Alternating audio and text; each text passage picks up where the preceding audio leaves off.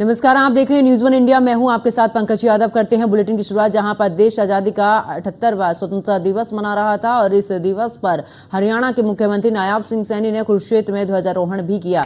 जहां पर ध्वजारोहण के दौरान कुरुक्षेत्र में आयोजित राज्य स्तरीय स्वतंत्रता दिवस समारोह में मुख्यमंत्री नायाब सिंह सैनी ने कुरुक्षेत्र पुलिस लाइन में ध्वजारोहण किया था। इससे पहले मुख्यमंत्री नायाब सिंह सैनी ने लघु सचिवालय के बाहर शहीदी स्मारक पहुंचे, जहां पर उन्होंने शहीदों को नमन करते हुए पुष्प अर्पित कर उन्हें भावभीनी श्रद्धांजलि दी। तिरंगा फहराने के बाद सीएम सैनी ने कहा कि हरियाणा के लोगों को 78वें स्वतंत्रता दिवस की शुभकामनाएं देता हूं और आज हर घर तिरंगा अभियान के तहत यहां पर तिरंगा फहराया गया और मैं हमारी आज़ादी के लिए हर मिटने वाले शहीदों के परिवार के साथ में यहां पर पूरे हरियाणा की ओर से श्रद्धा सुमन अर्पित करता हूं और मैं उन सब शहीदों को नमन करता हूं जिन्होंने देश की आज़ादी में अपना योगदान दिया।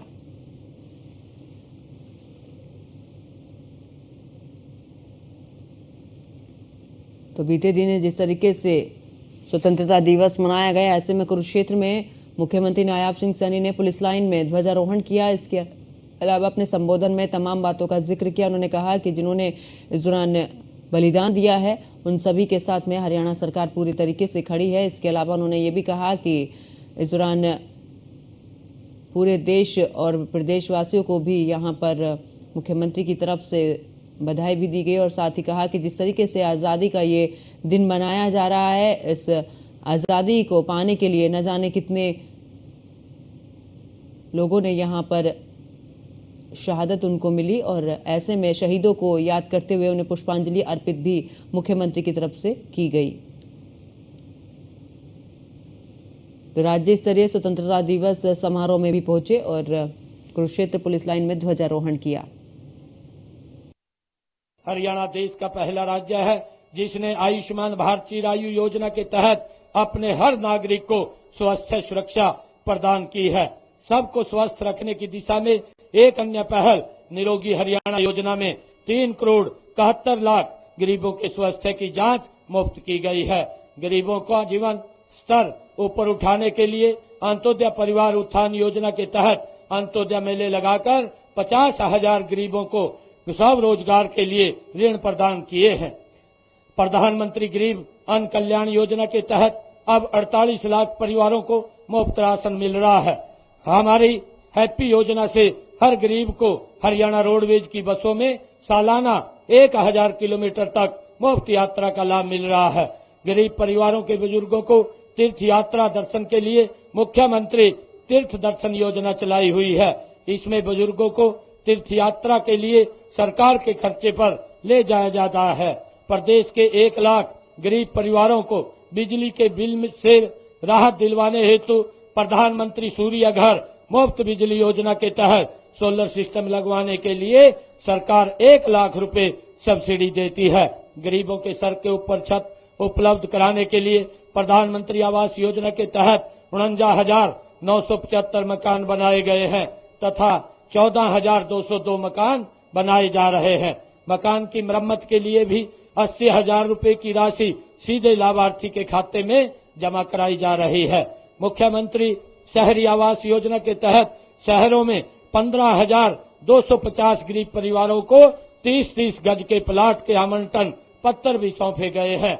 मुख्यमंत्री ग्रामीण आवास योजना के तहत महाग्राम में 50-50 गज और दूसरे गांव में 100-100 वर्ग गज के प्लाट दिए जा रहे हैं। हमारी सरकार ने समाज के हर कमजोर वर्ग की मदद की है। इसके लिए सामाजिक सुरक्षा का दायरा बढ़ाया गया है। 40 साल से अधिक आयु के विधुरों को और 45 साल से अधिक आयु के कुंवारों को भी पेंशन प्रदान करने का प्रावधान किया गया है। हर तरह की मासिक पेंशन राशि बढ़ाकर 3,000 रुपए मासिक की गई है। साथ ही हर महीने यह राशि लाभार्थियों के बैंक खाते में देनी सुनिश्चित की गई है।